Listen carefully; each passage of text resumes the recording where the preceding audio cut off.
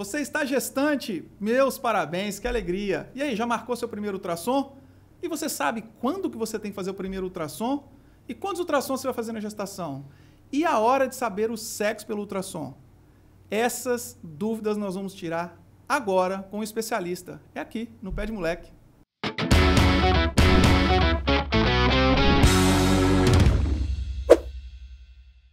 Salve, amantes da pediatria, sejam todos muito bem-vindos a mais um episódio do Pé de Moleque, o podcast de pediatria mais sensacional desse Brasil. Eu sou Cristiano Moraes, pediatra, trazendo convidados sensacionais para falar de assuntos de relevância em pediatria para vocês, mamães. E o convidado de hoje vai falar sobre ultrassom na gestação. Todas as dúvidas que você queria tirar, você vai tirar agora com a gente. Então eu convido meu brother, meu amigo, doutor Jean Lang, muito obrigado pela presença. Valeu, parceiro. Obrigado. Eu que agradeço. Tô feliz aqui, tô me achando no programa do jogo, né? Vou levar uns pés de moleque pra casa. Beleza, leva lá. Mas obrigado. E foi um tema muito importante, tá, cara? Eu sei que o programa aqui é principalmente pediatria, mas, na verdade, eu tenho acompanhado alguns profissionais que falam que a gente... Eu, radiologista, fazendo ultrassom, e os obstetras, temos que ser pediatras de fetos. O nosso cuidado já começa com o feto, que daqui a pouco vai ser a criança que vai para vocês, já intraútero. Então, assim, ó, é tudo ligado. Legal esse conceito, né? Pediatra de feto. É, isso aí. E, ó, não é cenográfico não, tá? Os pés de moleque que são de verdade, os convidados levam, hein? Não, vou levar. Cara, deixa eu te falar, as mães têm muita dúvida sobre ultrassom na gestação, né? Nós vamos entregar bastante conteúdo aqui. Mas antes, fala um pouquinho de você aí, deixa as mamães em casa te conhecerem aí. Meu nome é Jean, né? Sou capixaba, apesar que a galera às vezes acha que eu sou mineiro, tanto que eu falo. Capixaba, formei, nós somos parceiros de UFES, formei na UFES, depois eu fiz radiologia em São Paulo.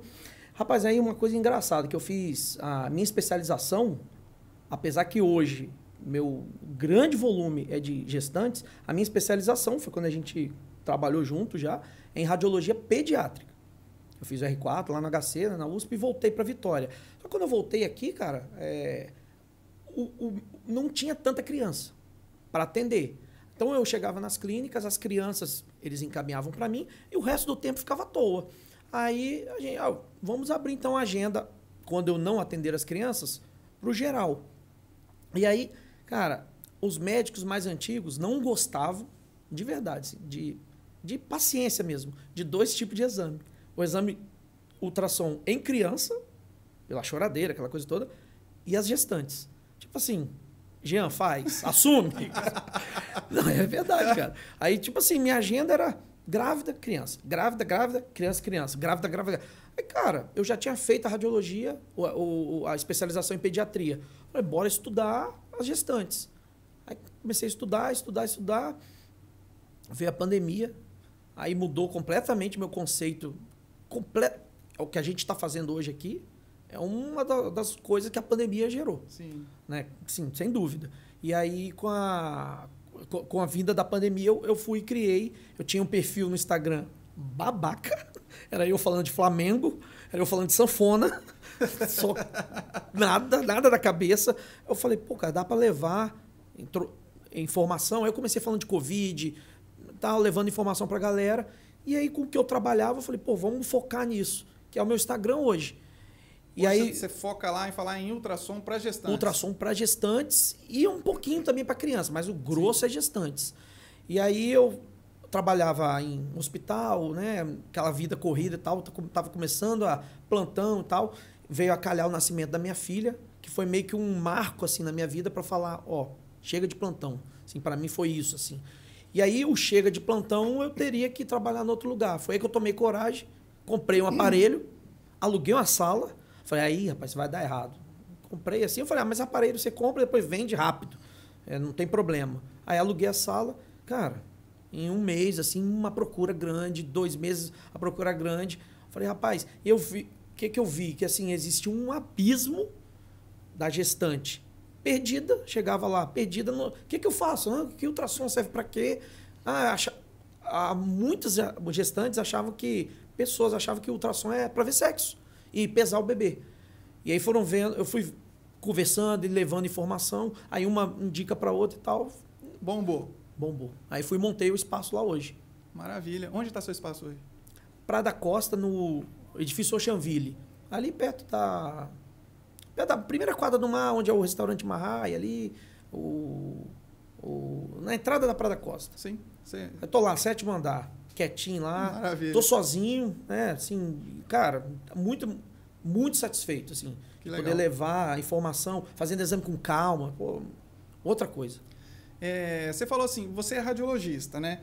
Na sua formação, você se capacitou para fazer o ultrassom da gestante, só que o seu volume maior ainda não era esse. Aí você acabou dando essa virada, né, e voltou a fazer muito ultrassom de gestante.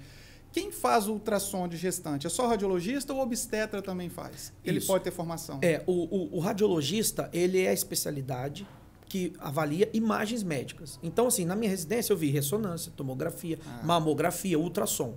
Dentro desse campo, a gente acaba escolhendo uma, no máximo 2 áreas. Eu escolhi ultrassom e tomografia. Beleza. Aí, na nossa formação, já tinha a grade até boa. Assim, inclusive, meu opcional no R3, eu rodei com obstetras, lá na Unesp.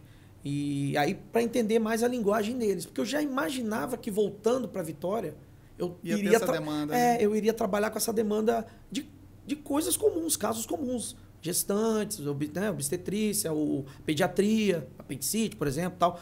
Então, eu vim para cá e aí eu comecei a direcionar, inclusive o estudo em casa, fazendo curso e tal, focado para obstetrícia e pediatria, que eu já tinha feito a residência. O outro profissional que pode fazer, aliás, a gente médico, qualquer um pode fazer. Né? Você, por exemplo, usa ultrassom no seu plantão, né? Pegar um acesso. O outro profissional é o obstetra. Então, na formação do obstetra, normalmente eles têm uma bagagem bem simples de ultrassom. É tanto que muitos não fazem no consultório. Mas aí depois que formam, alguns gostam muito, aí começa a fazer curso, especialização, um final de semana, 15 dias e tal, aí a pessoa começa a fazer também.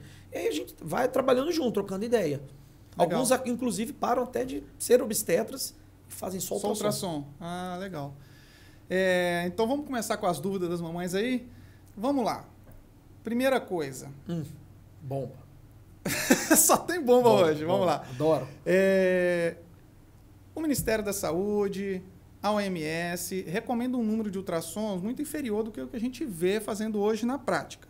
Talvez para funcionar como protocolo em áreas em que você não tem acesso a esse tipo de recurso, não é isso? Existe, assim, um mínimo de ultrassons que você deve fazer na gestação, períodos mais críticos que você precisa ficar de olho? O que é uma rotina habitual, assim, durante uma gestação? Olha, o grande consenso é que não tem consenso. Assim, não chegamos a nenhuma conclusão do número mínimo para falar, mãe, se você fizer tanto exame, você está garantido que está tudo bem. É muito difícil. Mas, assim, na prática, a gente fazendo, eu tenho um número mágico de 6. 6 exames, assim, mínimo. Só um adendo, Cris, isso é muito importante que eu vou falar para as mães. Quando você vai ao obstetra, você escolhe um profissional. E é aquele profissional obstetra que vai com você a gravidez toda. Você vai em todas as consultas nele. E o ultrassom, o que acontece? Você vai em A, B, C, D, você liga para o plano, hoje você faz na Serra, depois em Viana e tal. O que acontece? Cada profissional desse, não é que um faz errado e o outro faz certo. Cada um aprendeu de um jeito. E aí, cara, fica difícil um ultrassom que é feito por um profissional A comparar com um ultrassom feito completamente diferente, que a pessoa aprendeu em outro lugar, com um profissional B. Depois o profissional C, a máquina muda.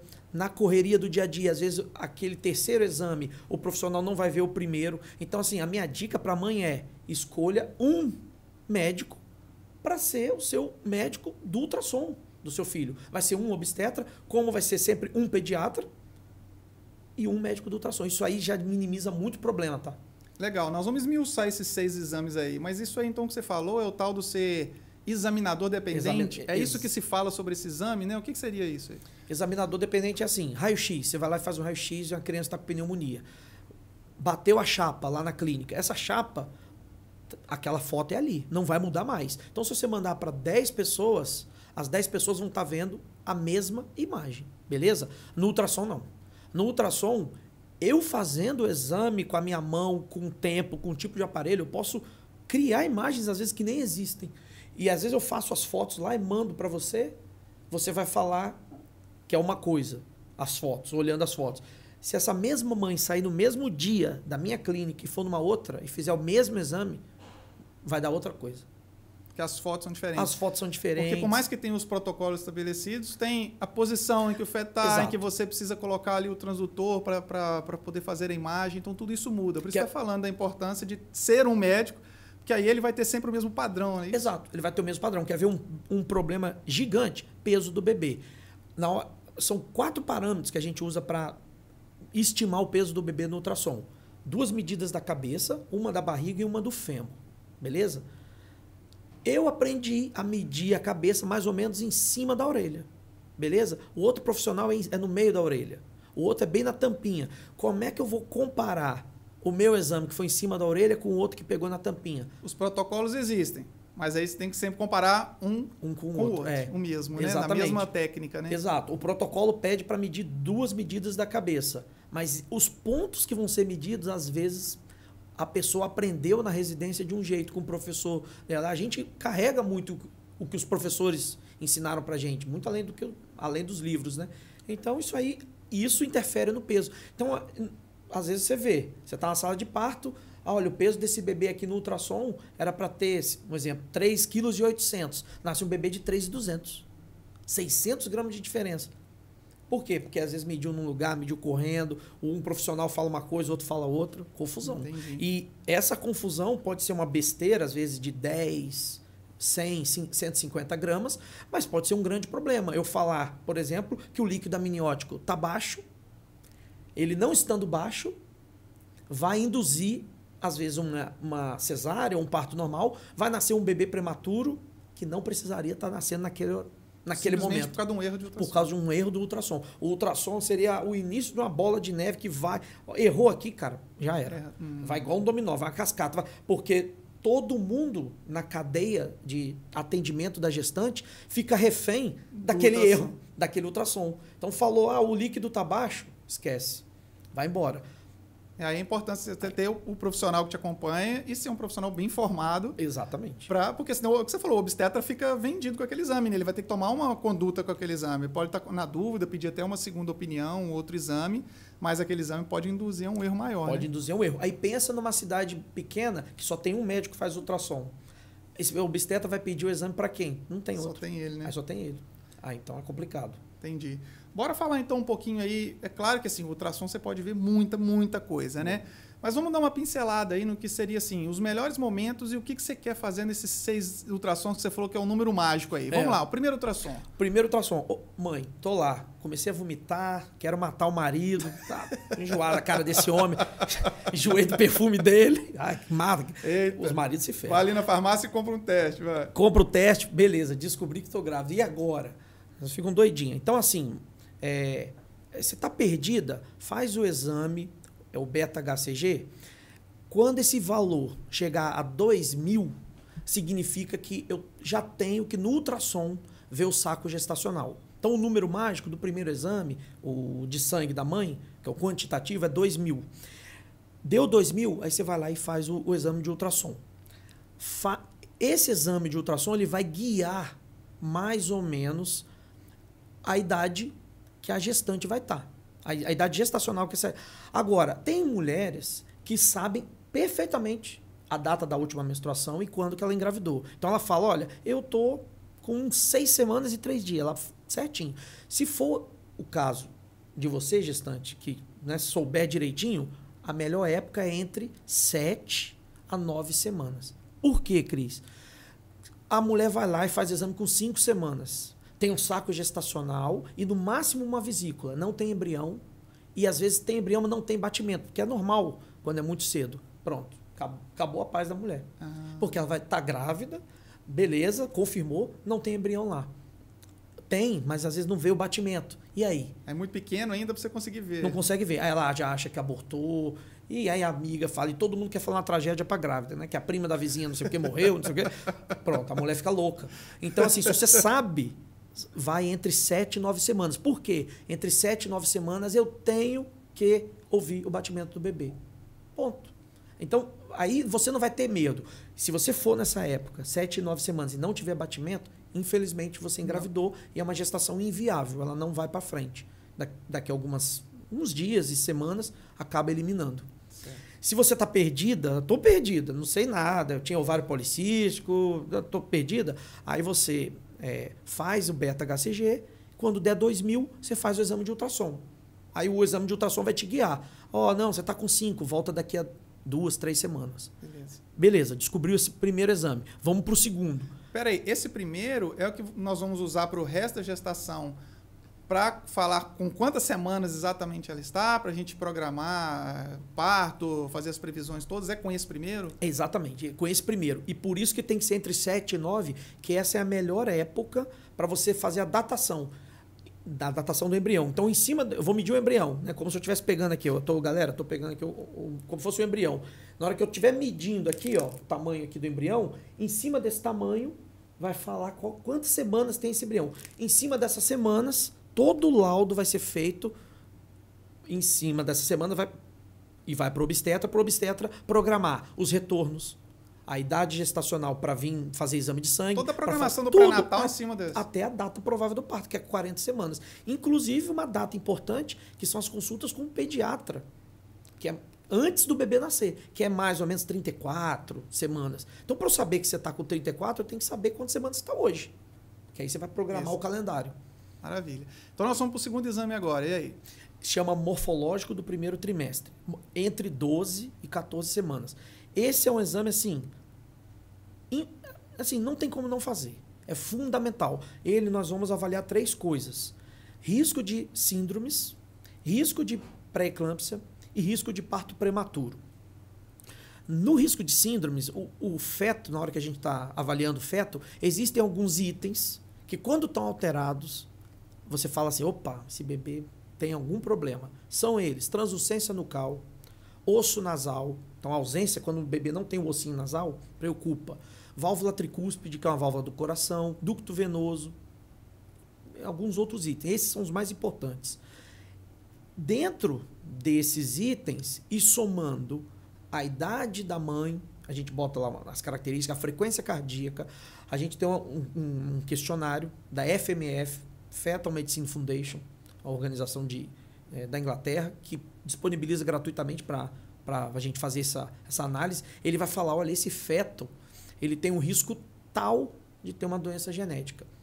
Tem um risco alto, um risco baixo. Se ele tem um risco alto, aí a gente fornece para a gestante alguns exames mais invasivos, para poder, se ela quiser, fazer um exame que chama amniocentese, onde a gente coleta o líquido amniótico, onde vão estar as células do bebê, e envia para um laboratório para falar, olha, esse bebê que deu essas alterações no ultrassom, ele tem essa síndrome. Então, o ultrassom é como se fosse um exame de rastreamento, como o rastreamento de mamografia. É o rastreamento para ver se o bebê tem algum problema. Opa, deu um cheiro aqui de coisa estranha. Aí eu vou para um exame invasivo. Eu não posso submeter a gestante a um exame invasivo, onde eu vou furar o útero, se o bebê não tem critério de ter uma doença. Aí eu vou submeter ela, às vezes, inclusive, a risco de aborto. Né? Eu furo, né, a parede do útero. Eu posso, às vezes, levar o óbito do bebê de graça. Então tem que ter uma coisa muito forte. E segundo detalhe, a família tem que querer. Então, por exemplo... Porque tem família que não quer. Você falou de síndromes, assim. Bom, a síndrome mais comum e a mais conhecida de todas é a síndrome de Down. Nesses exames, por exemplo, você poderia levantar uma suspeita que esse bebê tem síndrome de Down, por exemplo, na translucência nucal. Que você, né? O que seria isso? Que você tem um valor lá? Isso. Essa translucência nucal é uma medida da nuca, nucal de nuca mesmo. É uma linha... Todo bebê tem translucência nucal. É uma linha pretinha que fica atrás, na nuca. Quando ela está muito aumentada, a gente descobriu, observando aí ao longo dos anos, que esse bebê pode ter síndrome genérica, né? Qualquer uma, dentre elas, a mais comum, talvez, a Down. Síndromes, cardiopatia. Às vezes o bebê não tem síndrome, mas ele já tem uma cardiopatia que leva a uma insuficiência cardíaca e ao invés de ele fazer um edema de membro inferior, ele faz um edema aqui. como se ficasse... Então, tem um problema cardíaco, que o bebê retém líquido e altera esse exame ali. Dentro do útero você consegue ver isso. Dentro do útero. Você falou, opa, esse bebê aqui tem uma alteração. Aí, às vezes, faz uma amniocentese. Não, a genética dele é normal. Depois vai fazer um ecocardiograma. Ah, não, ele tem um problema. Ele tem uma CIV grande, tem uma transposição de grandes vasos. Então, por isso que esse exame é que o exame lá que eu disse que é o OMS, o Ministério da Saúde, preconizam como se tiver que fazer um único exame durante toda a gestação, é justamente esse que eles preconizam, né? Que eles usam ele como datação e justamente para avaliar isso daí. E ele é muito bom para datar também, apesar que a gente falou agora que é de 7 a 9, mas ele também é muito bom. Ele vai dar uma margem de erro de 3 dias. Ah, tá. Tranquilo. Mas assim, não encontrar essas alterações não exclui que o bebê não possa ter nenhuma síndrome genética. Exato. E de outro lado também, se você encontra alguma alteração mínima, não quer dizer que o bebê vai ter, não é isso? São alterações que podem sugerir que você investigue melhor, seria isso? Exatamente. Você falou tudo. Às vezes o bebê... Cara, eu vou te falar um caso que me marcou muito, até já botei isso uma vez falando no Instagram e tal. De um bebê... O limite do corte da translucência nucal, de forma genérica, é 2,5 milímetros, certo? Ele varia um pouquinho de acordo com a idade, o tamanho do bebê, mas em geral 2,5. Chegou um bebê para mim que fez um exame em outro serviço, era 6 milímetros, muito alto. Aí veio a mãe para mim fazer o exame para ver se estava tudo bem. Era 5,8, ou seja, muito alto. E eu não vi ainda o osso nasal. Assim, duas coisas pesadas para síndrome. O nome desse neném é John. E a família brasileira fez o morfológico, beleza. Aí a gente conversou, eles já meio que internalizaram que provavelmente era um neném que ia nascer com algum problema e seguiram a gravidez. Falaram, doutor, nós vamos continuar com o senhor. Veio o morfológico do segundo trimestre, que nós vamos falar daqui a pouco. Cara, não tinha nenhuma alteração. Eu estudei um dia antes, que eu sabia que eu ia atender eles no outro dia, eu estudei tudo. Não tinha nada. Aí veio o ecocardiograma, que foi feito com um cardiologista. Nada. Ele deu 28 semanas. Eles foram para a Itália. Era o sonho deles, essa família de lá e tal. Tem parente lá e eram brasileiros, queriam ganhar e morar lá. Eles moram lá até hoje. Foram para a Itália. Chegou lá aquela confusão de laudos italianos. Falou, opa, tem coisa errada aqui. Vamos fazer tudo de novo. Tudo normal. E nasceu John normal. Nada. Eles mandaram uma cesta de queijo, de vinho e tal, para agradecer. Mandaram a foto do pezinho chapado do John. Cara, eu não sei te falar o que aconteceu. Então, assim, nem todo sinal significa que vai ter um problema. E nem todo exame normal. Tem mães que, às vezes, fez o pré-natal impecável, bonitinho, e nasce o bebê com síndrome de Down. Poxa, médico ruim, não sei o que, não viu. Pega duas crianças, uma com Down e uma sem Down, e bota de costas, uma do lado da outra. Paradinha. E olha, qual é que tem Down? Agora você imagina isso dentro do útero, para você fazer essa avaliação. Então, isso. É um exame de triagem. Imagina dentro do útero. Exatamente. Então, é um exame de triagem. Então, pode acontecer de você ter todos os exames normais e nascer um bebê com algum problema. E assim também com exames bem alterados e nasce um exame normal. Então, é claro que... Então, nada de desespero. Isso. Mas a gente tem que seguir aí com um pouco mais de atenção. Exatamente. Beleza. Partimos para o terceiro. Aí o terceiro exame seria o morfológico do segundo trimestre. Então, a gente falou o morfológico do primeiro. Só um adendo, o Cris, não sei se vai poder voltar aqui. Depois da síndrome, a gente avalia risco de pré-eclâmpsia. No morfo do primeiro, tá? Só para a gente continuar, que é o de 12 a 14. Pré-eclâmpsia, síndromes hipertensivas hoje correspondem a 25% de morte de mães. E aí, morte de mãe é morte do bebê. E quando a mãe não morre, às vezes tem que fazer a interrupção da gravidez. Aí vem prematuridade, baixo peso fetal, que é restrição do crescimento. Então, assim, é nesse exame do morfo do primeiro que a gente fala, olha, essa gestante tem alto risco ou baixo risco. Que tem uma pergunta que você ia fazer para mim, que é o uso do Doppler. O uso do Doppler é basicamente assim, o estudo dos vasos sanguíneos. Né? A gente pode usar o Doppler para outras situações, é basicamente fluxo de sangue. Então, através da minha análise dos vasos sanguíneos da mãe e com umas outras avaliações, a gente dá para ver se ela vai ter alto risco ou baixo risco. Se ela for alto risco, ela faz um outro protocolo de pré-natal, com mais exames e tal. Não, ela é baixo risco, então é mais tranquilo. Entendeu? E, por último, a avaliação do colo do útero para ver... Porque o colo do útero é como se fosse um cadeado. Ele trava, ele não participa da formação do bebê em nada, mas ele trava lá embaixo no útero para o bebê aqui em cima desenvolver. Então, se eu tiver um cadeado frouxo, o neném desce. E nasce assim, a mãe está lá no escritório, sente um negócio na perna e é o neném descendo. Então a gente avalia também no ultrassom, no morfo do primeiro, o endovaginal. Pulamos para o morfo do segundo.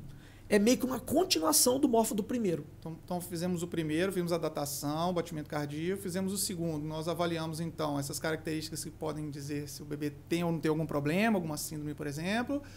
Viu se a mãe tem algum problema de... Risco de pré-eclâmpsia. De pré-eclâmpsia com o uso do Doppler e avaliou o colo do útero. Com endovaginal. Endovaginal, então você citou esse nome aí. Esse é o ultrassom que as mães detestam fazer, né? Isso, qual que é a diferença desse ultrassom? Detesta, o marido já fica bravo, elas não querem fazer endovaginal porque acham que vai ferir o neném. Entendi. Como é que é o exame? Você utiliza uma sondinha mais fina para o ultrassom? A sondinha mais fina. Outra coisa, elas ficam com medo de infecção, não sei o quê. Usa preservativo. Parece besteira que eu estou te falando, mas isso é coisa de vivência nossa de consultório. Sim. Usa preservativo. Para encapar a sonda. Para encapar a sonda, coloca um gel. Não fura o colo, não encosta no neném. Fica no canal vaginal e para antes de encostar no colo. Uhum. Então, assim, não acontece nada com o neném. Esse você só vai fazer no segundo. No morfo 1 e no morfo 2. E acaba aqui no primeiro exame também. Porque o primeiro exame, o embrião é muito pequeno, você só vê pelo endovaginal. Então, os primeiros exames são endovaginais. São endovaginais. Então, nós falamos do primeiro, falamos do segundo, aí nós fomos para o terceiro exame que ela está fazendo, que você falou que é o morfológico do segundo trimestre. E aí, o que nós vamos ver aí? Morfológico do segundo trimestre. Então, agora, lembra que no morfológico do primeiro a gente falou muito de síndrome. Uhum. Agora, no morfo do segundo, eu vou falar muito sobre malformação. Então, por exemplo, o bebê não tem a mão. Uhum. Mas ele não tem síndrome. A inteligência dele é normal, tamanho, tem estômago, coração bonitinho, mas ele não tem a mão. Polidactilia, tem um dedo a mais, pé torto congênito, pé virado para dentro. São malformações isoladas, fenda palatina. O neném é perfeito, mas ele tem uma malformação ali isolada. As síndromes é um conjunto de malformações que aí no morfo do primeiro já aparece aqueles sinais que a gente falou. Agora, no morfo do segundo, eu vou ver órgão por órgão. Então a gente vai pegando, dissecando mesmo o bebê, da cabeça aos pés. Esse é o mais demorado. Demorado demais. Demorado demais. Porque eu vou ver a estrutura, como eu falei. Lábio, tento ver orelha, plexo coroide no cérebro, olho. A gente vai baixando. Pescoço para ver. Esse aqui vem lá no laudo, vem detalhado. 2, 3 páginas de escrito lá. Vai vendo. Aí entra uma coisa muito importante. A avaliação do coração. Qual é o órgão que mais dá problema, mais dá BO numa gravidez? Do cérebro à unha. Coração. Cardiopatia é a principal malformação que tem nos bebês. Uma das principais causas de óbito. Tanto intraútero como lá com vocês, lá na UTI. Né? Então, ali no Morfo 2, eu fico... Olha, de um tempo, uns 30% do meu tempo é focado no coração. Eu fico ali em cima, vendo as câmeras, os vasos de saída, porque ali eu já jogo, se tiver algum problema, eu já jogo para o nosso quarto exame, que é o ecocardiograma. Aí depois, vê coração e tal, vê os órgãos abdominais, vê os membros, beleza. Depois de ver toda a anatomia do bebê, eu faço uma análise do Doppler de novo. Lembra que no morfo do primeiro a gente viu o risco de pré-eclâmpsia? Sim. Ali ficaram dados de como que eram os vasos sanguíneos da mãe. Desse primeiro exame para agora, tem que ocorrer uma vasodilatação. Lembra lá do sincisto trofoblasto? Invadindo a segunda onda de invasão trofoblástica. Essas células vão jogando enzimas que vão corroendo a parede do vaso para vasodilatar, abrir o vaso para ir mais sangue para o bebê. No morfo do segundo, eu vou ver se do morfo do primeiro para o morfo do segundo ocorreu a vasodilatação. Você teve essa evolução. Veja a importância de ser o mesmo médico. É a placenta que está se formando. Então você faz uma avaliação mais completa da placenta e vê como que ela evoluiu do primeiro para o segundo, se ela está fazendo toda a evolução natural que ela precisa ser feita, é isso? Sim, exatamente. Sabe uma lava, aquela lava do vulcão que vem vindo e regaçando, entrando, comendo tudo? A placenta vai fazendo isso. Ela vai entrando e vai na como se fosse uma âncora na parede do útero e vai corroendo a parede dos vasos para os vasos abrirem e mandar sangue para o bebê. Veja a importância de tentar ser o mesmo médico. Uhum. Que o mesmo médico fez lá no morfo do primeiro, ele vai falar, opa, aí, cara, não tá abrindo o vaso do jeito. Já vamos ficar atento. Se é um médico muito diferente, às vezes nem dá importância. E a gente, depois dessa análise do Doppler, no Morfo 2, também faz de novo o estudo do colo, via endovaginal, do colo uterino, para ver se continua fechado. Aí, beleza. Beleza, então nós já fizemos no primeiro trimestre lá com 7, 9 semanas, endovaginal. Nós fizemos o morfológico do primeiro, né, osso nasal, translucência nucal, avaliou Doppler, também endovaginal. Nós chegamos no segundo trimestre. Fizemos esse endovaginal que é mais detalhadão, que é o morfológico do segundo. Aí você falou que você faz uma triagem. Se houver qualquer indicação de que possa ter qualquer problema cardíaco, você parte para o quarto exame. Quarto exame. Seria o ecocardiograma fetal. E aí é você que faz? Ecocardiograma. Vou tentar ainda fazer. Fui fazer, veio a pandemia, porque o curso é 1 ano. Tem que ir lá em São Paulo. Ah, sim. Então você precisa fazer uma nova capacitação. O radiologista tem uma capacitação fora só para fazer esse eco. Só para estudar o coração. Apesar que é um órgão que eu gosto muito, estou estudando, mas é bom você, né, ter o certificado, fazer direitinho para seguir o protocolo, né? Sim. Ficar sabendo o que está fazendo. Quem que está de parceiro com você, então, é o cardiologista. Cardiologista, exatamente, o cardiologista. Cardiologista pediátrico. Cardiologista pediátrico. Ele faz das gestantes, vendo o bebê, e também vai fazer dos bebês depois que nascerem. Uhum. Então, aí a gente faz. Geralmente, assim, existem 3 grupos assim que a gente já pede eco no início do pré-natal. É a gestante acima de 40 anos, que é uma coisa que tem se tornado cada vez mais frequente. Sim. Pelo mercado de trabalho, a mulher está protelando a gravidez. Sim. Então, a mulher com 40 anos. A diabética gestacional, que é outra coisa gigantesca. Tem muito, Estimam-se que hoje 16% das gestações é diabetes gestacional, isso é em livro. Eu acho que é mais. A minha impressão tem mais. A minha impressão é mais. Porque toda hora eu vejo. Ainda mais que eles julgaram o corte, você precisa ter um exame só alterado, você teve uma glicemia 92, 94, ponto, é diabetes gestacional. Já é diabetes gestacional, pronto. Então é 40 anos, diabetes gestacional, e se a gestante teve algum filho anterior com cardiopatia. Isso eu tenho que fazer. Porém, o Ministério da Saúde, em julho, protocolou eco de rotina em todo mundo. Isso é super novo, é julho agora. Eco de rotina para todo mundo. Todo mundo. Por quê? É a doença congênita, malformação mais comum no bebê. Mata o bebê intraútero, mata o bebê fora. Aí os pais me perguntam, doutor, fiz o eco, descobri que o bebê tem um problema cardíaco. E agora? Vai operar dentro do útero? Não. Então, para que é feito o exame? Eu vou preparar onde esse bebê vai nascer. Então, se o bebê não tem problema cardíaco, ele pode nascer em Aracruz, ele pode nascer numa unidade de saúde em Anchieta, beleza. Pode nascer em casa lá, sem querer, beleza. Não, ele tem uma cardiopatia complexa. Ele vai ter que nascer num local que vai ter, além do obstetra e do pediatra, cirurgião cardíaco.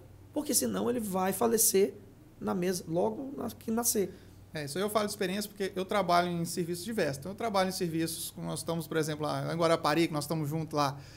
Lá não tem o suporte para isso. Eu trabalho em serviços aqui de grande porte que faz cirurgia cardíaca, né? Ou mesmo dentro do plano de saúde, né? Tem hospitais que não têm a cirurgia cardíaca. Então, é exatamente isso. Se eu tenho o diagnóstico anterior, programa-se de fazer este parto no serviço que já tem referência como cirurgia cardíaca, é a UTI, né? Que a gente dá todo o suporte ao bebê.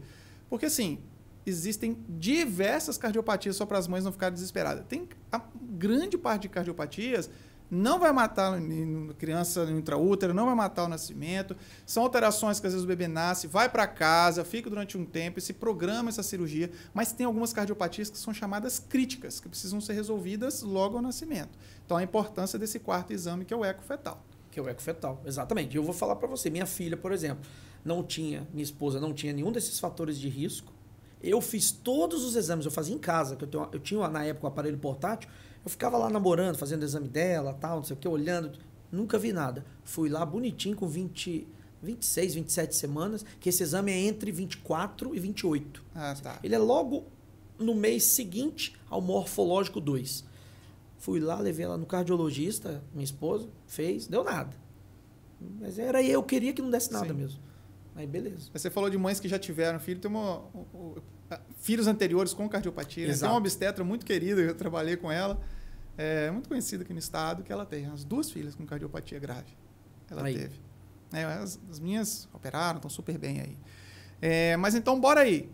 Quinto exame. Aí o quinto exame seria o primeiro Doppler, que é mais ou menos com 30 semanas. Doppler do 3º trimestre. Quando a gente fala Doppler, eu estou falando Até agora a gente está falando tudo de malformação. Então, malformação no morfológico do primeiro, do segundo, e o ecocardiograma eu estou vendo malformação.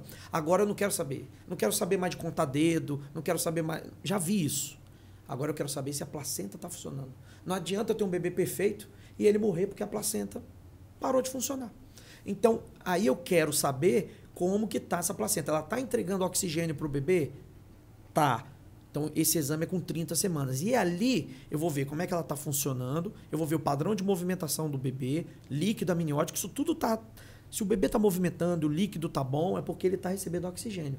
E o quarto item seria o peso. Então, a gente, no Doppler, eu avalio movimentação fetal, Doppler, líquido amniótico, e o quarto item é o peso. As mães sempre se... Doutor, eu quero saber o peso, mas o peso é o último. Não tem problema se eu tiver um bebê magrinho com saúde. Todo mundo quer ser magro aqui fora, né? Dentro da barriga não pode. Não tem problema. Tem que ser, ele pode ser um magrinho com saúde, o Doppler, tudo lindo, e pode ser um gordinho com saúde. O que não pode é ele ser a gente chama restrito. É um magro em exagero, com Doppler, que é a oxigenação alterada, líquido baixo. Isso aí vai dar ruim. Então, com 30 semanas, se eu pego um exame bacana, então a gente relaxa e aí eu peço mais um examinho só, que seria o sexto exame, que seria esse mesmo Doppler.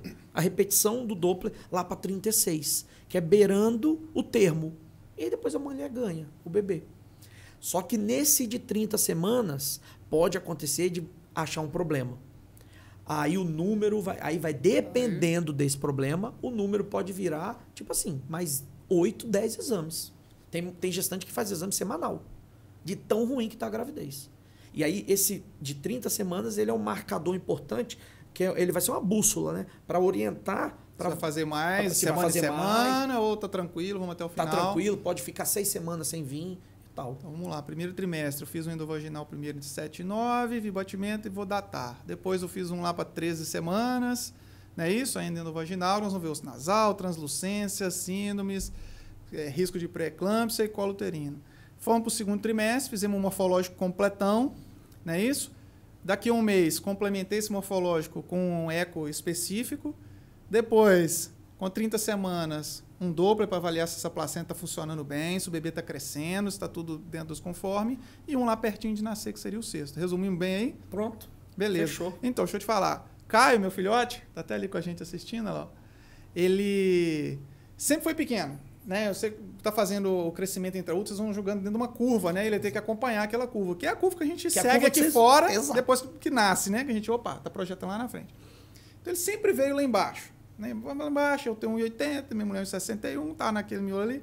E aí nós fizemos um com 34 semanas. Quando nós estávamos com 38 semanas, ela entrou início de trabalho de parto, vamos fazer aquele ultrassom ali, ver parto, não sei o quê. Nós descobrimos que ele tinha o mesmo peso e o tamanho do ultrassom de 34. De um mês antes. Então, de 34 semanas até 38, a placenta simplesmente parou de funcionar. Ela fez uma insuficiência placentária que nós não detectamos nesse meio do caminho, que teria sido detectado se a gente tivesse feito isso daí. Não foi nada fora de protocolo, nem erro não, tá, gente? Estava tudo dentro dos conformes, dentro do protocolo. Só estou dizendo que pode acontecer. Então, por isso que você colocou esse aí no meio do caminho, não é isso? Exatamente. Entendi. Eu botei esse no meio do caminho porque intercorrências acontecem. Lembrando, Cris, uma coisa importante, tá? Isso nós estamos conversando aqui, esses 6 exames, é uma gravidez tranquila. Sem risco nenhum, tranquilo. Por exemplo, a gestante estava indo tudo bem, tudo bonitinho, fez o de 30 semanas, ok, deu 32, ela pegou Covid. Esquece, vai ter que acompanhar direto. Vai ter que fazer Doppler. Se ela for hipertensa, se ela for diabética, mesmo que gestacional, mesmo que ela esteja bem de saúde, tem que fazer esses ultrassons, então, com uma frequência maior para ser mais vigilante. É Exatamente. Isso? É aí que entra a importância, que é o que eu tento fazer lá no consultório, fazer um bate-bola com o obstetra. Olha, tá dando isso aqui, como é que tá a sua gestante aí? Ó, exame de sangue tá ruim, ela tá ganhando peso demais, estou preocupado, vou pedir uma proteinúria. Eu vou conversando com eles, aí a gente vai traçando um plano para aquela gestante. Então, não adianta você, gestante, querer copiar o pré-natal da sua vizinha. Vai dar ruim. A sua vizinha é outra história. Aquela gestante é uma outra realidade, assim como o peso, né? O peso, eu vou dar o exemplo do peso da minha filha. Era sempre baixinho, eu sou baixo. Minha mulher é menor que eu. Eu vou querer um neném alto? Não dá para comparar. Então, às vezes, a gestante fica preocupada porque ela compara a realidade do bebê dela com o bebê de uma outra vizinha. Ah, então meu neném vai morrendo. Calma, respira. E outra coisa que assim, nunca usar só ultrassom para fazer os diagnósticos, tem que fazer exatamente isso que você falou. Você tem que usar todos os dados clínicos das suas consultas com o seu obstetra, junto com o ultrassom, essas informações elas têm que ser somadas e aí sim traçar o plano individual desse pré-natal, não é isso? Isso é a essência da medicina, né? Sim. A anamnese, que é entrevista, conversar com o paciente, exame laboratorial e ultrassom. O ultrassom se chama exame complementar. Complementar é complemento. Então, eu não posso... O ultrassom é que manda, faz tudo. Não. Eu deixo isso claro com minhas pacientes. Eu sou parceiro do seu obstetra. Eu pego o telefone dos obstetras e tal, a gente liga, conversa, porque eu tenho que ver como é que está andando outras coisas. Por exemplo, um bebê que está no percentil bem baixo ali, mas a mãe está com ferritina normal, vitamina D, cálcio, B12, os pais são pequenininhos e tal, tá tudo bem. Tem problema. Tá com saúde, tá crescendo tá com bem, saúde, tranquilo, exames bons. Exato, a rotina de DEG tá normal, né, que é para rotina de pré-eclâmpsia, tá tudo normal, não precisa de exagero. Então tem que estar sempre antenado com o obstetra. Tá. Bora pra polêmica? Adoro. Adoro. Meu nome é polêmico, Vamos lá. Sobrenome treta. Vamos pras tretas. Moda do chá revelação, chegamos então a hora de falar do sexo do bebê para determinar. Beleza. Nossa, não fez lá a sexagem, né? Que é o exame que se faz precocemente, nós vamos ver pelo ultrassom. Nós falamos até agora de ultrassom como uso para avaliar vitalidade, formação, né, e saúde. Mas todo mundo quer saber sexo do bebê. Vamos lá. Doutor Jean, cheguei lá, 13 semanas. É menino ou menina? Cara, eu não arrisco. Por quê? Quem faz ultrassom e falar que nunca errou sexo é mentiroso. Eu já errei. Vários, já vi colega, eu já vi médico, radiologista, fazendo um exame com... Né, o pai era médico radiologista, ele fazia ultrassom, o pai fazia ultrassom. E aí a esposa engravidou, ele levou a esposa e ficou fazendo com outro médico fazendo só para ele assistir. Os dois acharam que era um menino. Os dois acharam Eram que dois radiologistas dois na radiologistas sala. fazendo exame na sala da esposa, fazendo lá e tal, um menino. Passou, sei lá, não lembro, assim, passasse duas, três semanas assim. Aí a esposa estava andando de bobeira perto da clínica. Ah, vou dar uma olhadinha no meu neném. Aí eu tava de bobeira lá, Jean, dá uma olhadinha aqui. Eu não lembro o nome, eu acho que era Dudu o nome do neném. Aí, dá uma olhadinha em Dudu. Dudu tinha e-mail, mandava e-mail pra gente já. Tá. Ei, tô chegando, galera, e tal. Botei, olhei pro pai, o pai assim... Aí ele viu. Alice. Nada de Dudu. Enganou. E foi feito com 13 semanas. E o que acontece nesses casos aí? O que dificulta a visualização desse exame aí? Cara, é tamanho de genitália, porque a genitália ainda não está formada, a posição do bebê, tamanho do embrião, o que é? É isso tudo. Na verdade, pensa, quando você vai medir o líquido amniótico, um exemplo, maior bolsão, se é maior que 2, tá bom, beleza. É 2 o quê? 2 centímetros. O ILA. Todo o líquido que está lá dentro, o maior bolsão tem de 2 centímetros. Só para a gente ter noção assim, de que tamanho que a gente está falando aí. Isso, maior que 2 centímetros. Isso é uma coisa objetiva, beleza? Né, deu 3, então 3 acima de 2, ok. Genitália não. Eu vou olhar o tubérculo genital lá, com 13 semanas. Eu posso achar que é um clitóris. Você pode achar que é um peru. Porque na formação da genitália, só para vocês entenderem, a formação embrionária é a mesma. Não é isso?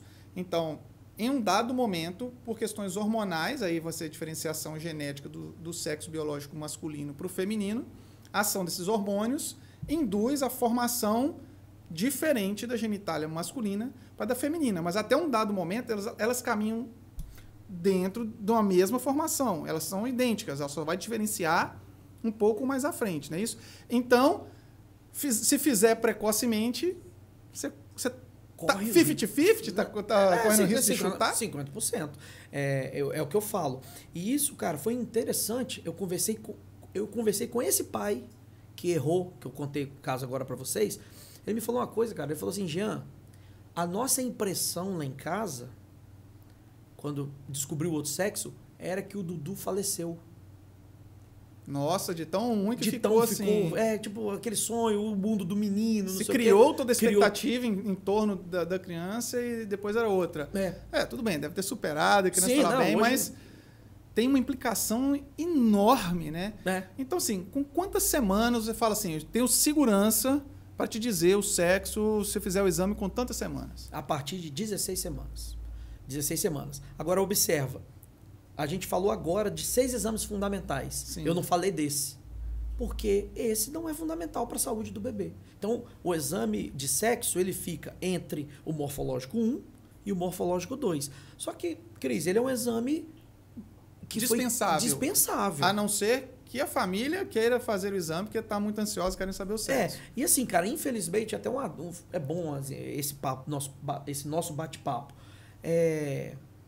Se você... Eu vejo muito, e vejo isso muito no SUS. Às vezes a família tem pouco recurso, dinheiro para pagar. Ela não paga o morfológico, mas ela paga o exame do sexo. Só que o exame do sexo vai saber só o sexo. E o não peso te do bebê. todas aquelas informações importantes.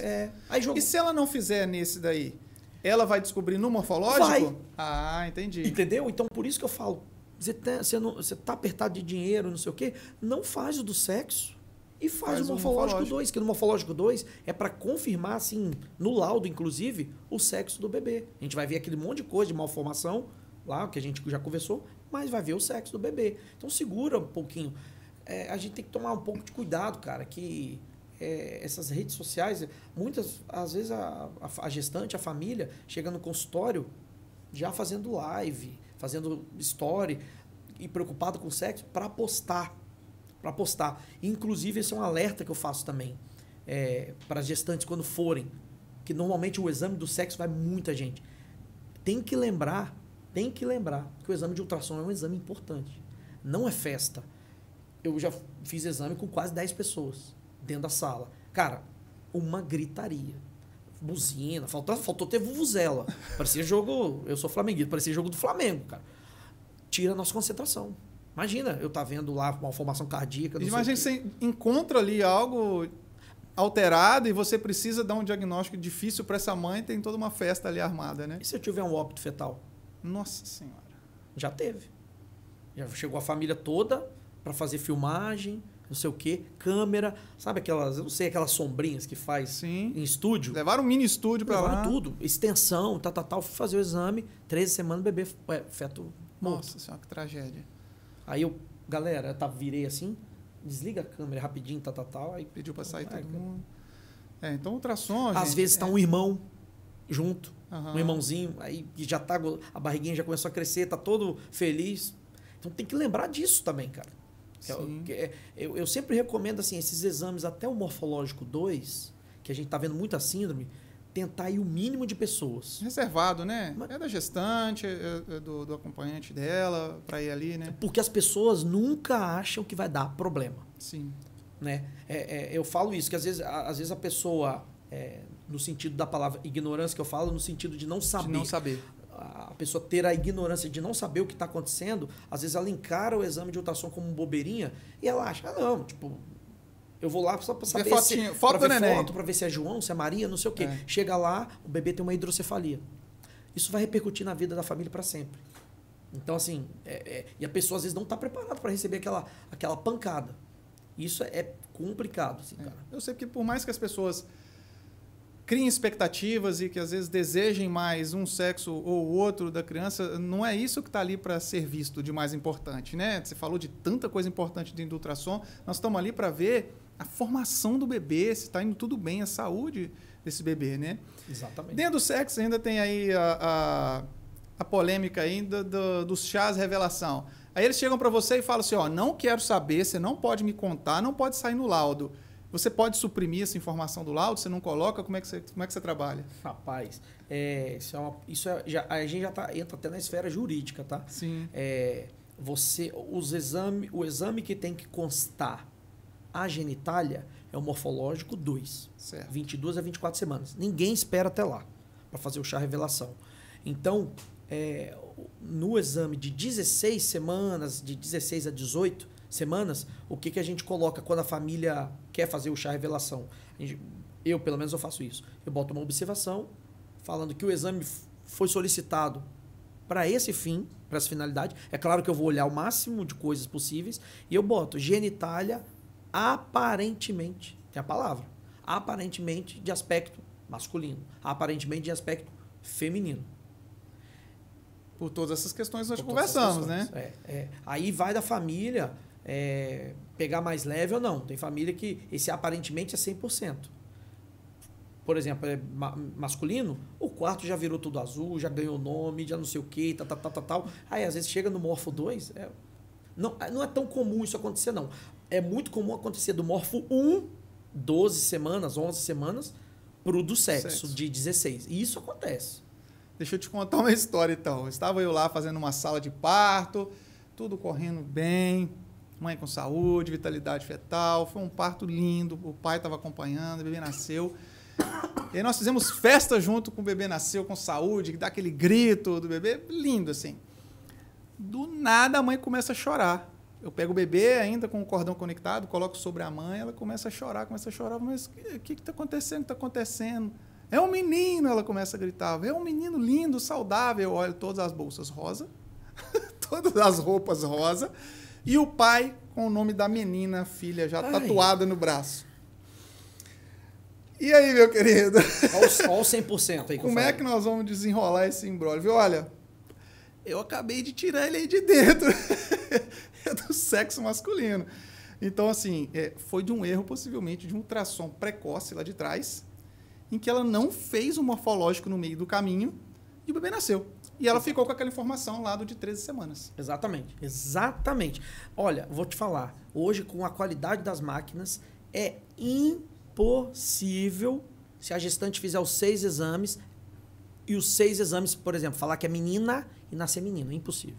Hoje a definição é muito boa, não tem como existe uma coisa chamada genitália ambígua, né? Hemafroditismo. Aí é outra doença. História, é uma doença. É uma doença. Agora, se a gente está falando de sexo biológico de um bebê definido, genital, vamos dizer assim, né? Definido masculino e genitália feminina, né? Não tem como.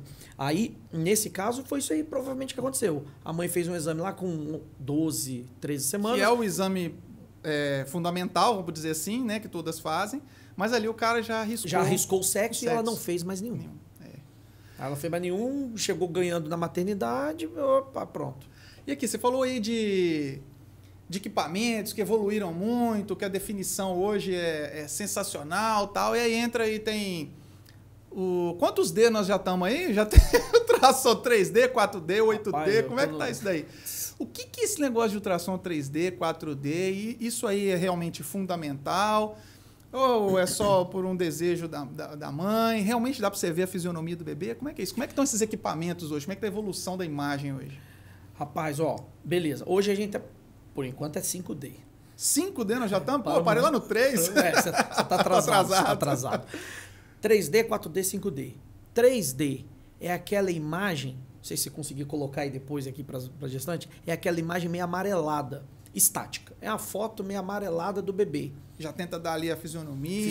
E tal. 4D é o bebê, é o 3D em movimento. Então você vê o bebê bocejando, coçando o olhinho. Hoje eu fiz uns 2 exames desses. Coçando o olho, bocejando, soluço. Você pega ali, vê com quem parece. Parece com a irmã, com o pai e tal, beleza. E o 5D é a junção de todos esses exames, mas a gente consegue... chama Real Live, aí tem vários, depende do HD Live, tem vários depende do equipamento. Software dependendo do equipamento. Mas basicamente você vai mexer com texturas de sombras e profundidade. Você consegue, é como se eu tivesse com a lanterna botando fotografia aqui, profissional lá dentro do útero. Um PowerPoint com Photoshop lá, editando o vídeo lá dentro. Você tira a placenta da frente e tal. Caramba. Existe utilidade clínica ou esse é um exame estético, por assim dizer? Eu uso muito para clínica. Vou te dar um exemplo. Fenda palatina. Fenda labial. Legal. Fenda labial, cara. Você, às vezes, no 2D, que é a imagem normal, preta e branca, você às vezes não consegue. Você bota a foto do 3D, às vezes o bebê de frentaço, acabou. Você vê bonitinho. Dá para ver muito bem. O 3D, eu gosto de ver. Malformações ortopédicas, como o pé torto congênito, você bota, você vê direitinho o pé todo. Então, assim, para algumas doenças, assim, muito... Assim, não é muito comum, mas para algumas doenças pontuais a avaliação é maravilhosa. Mas é claro que a grande maioria é a parte estética, para quem vai Guardar o book lá. Guardar o book, é como se fosse um ensaio fotográfico. São imagens bem bonitas, realmente, né? Vocês conseguem fazer, né? Só que o que eu faço? Eu tenho um cuidado. Já aconteceu, hoje eu não faço esse exame 3D, 4D, 5D isolado. Então, às vezes, gestante liga para minha secretária querendo fazer só esse exame. Eu não faço. Por quê? Já aconteceu de eu fazer o exame para ver o rostinho e o neném estava com uma restrição de crescimento, com o Doppler todo alterado. Então, eu estou, às vezes, falando que o rostinho é lindo, mas só, a saúde... e tá indo embora, às vezes, o neném que está prestes, às vezes, a morrer. Adiantou ver o rosto? Você nunca dissocia, então, da clínica. Você sempre faz um exame com utilidade. Exato. Aí o que eu faço? Eu faço o 3D com Doppler. Pronto. Nunca faço 3D sozinho. Eu faço o Doppler e o 3D. Doppler e o 3D. Pronto. Ah, eu só queria fazer o 3D. Ah, então não vou fazer. Não, porque eu tenho que entregar saúde. Maravilha. Entendeu? Não dá para né? Não dá pra gente também distorcer a função do ultrassom. Sim. Oba-oba e tal. Assim. Infelizmente. Eu vou fazer o seguinte, pedir para você deixar uma mensagem final das gestantes, mas aí você vai deixar o seu contato, porque elas vão entrar lá no seu Instagram e vão continuar a conversa com você lá. Manda bala aí. Bom. Rapaz, assim, se eu pudesse falar, primeiro para gestante, ela tá na fase, assim, mais... que ela tá alegre, feliz, assim. Você vê a mulher quando fica grávida, é outro brilho no olhar. É uma coisa... Isso na mulher, desde criança. Eu tenho filha mulher, né, menina. Isso já é pregar... Eu vejo minha filha brincando. Seu menino deve brincar com carrinho, chuta bola, não sei o quê. A minha filha brinca com boneca, natural. Então, isso é um sentimento muito forte na mulher. Então, quando ela vira mãe, assim... Cara, ela fica radiante. Use esse momento para você continuar radiante durante a gravidez toda, levando o melhor para o seu bebê. Você não era o que mais você queria, a gestante? Está grávida? Então, assim, não meça esforços para ter um obstetra top, para ter um pediatra top, para fazer os exames de ultrassom top. Porque pequenos deslizes, às vezes, e muitas vezes, infelizmente, por ausência de prioridade. Às vezes a gestante fala, não tenho condição financeira. Cuidado. Talvez você não tenha prioridade. Tem que ter muito cuidado com isso. Porque às vezes a pessoa não tem prioridade e perde um bebê. E essa pessoa que perde o bebê, a mãe não se recupera nunca mais. Ela não esquece aquele filho. Pode ser com 6, 7 semanas, aquele embriãozinho. Ele já foi desejado e tudo, já era. Ela fica... Eu tenho um monte de gestante, assim. Ela não se recupera. Então, assim, use o momento da gravidez para ser feliz. Fique tranquila, leia. Entre em perfis como o do Cris, o meu, de tantos outros médicos, para você se informar e ter informação de qualidade. E saiba que, assim, a gravidez é legal, é bacana, tem os seus problemas e tal, mas está vindo uma fase muito melhor ainda, que é quando eles nascem, né?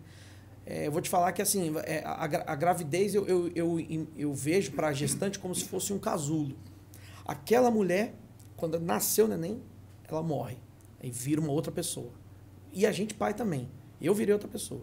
Eu sou outra pessoa, outra prioridade. Pessoas saíram do meu vínculo de amizades, outras entraram.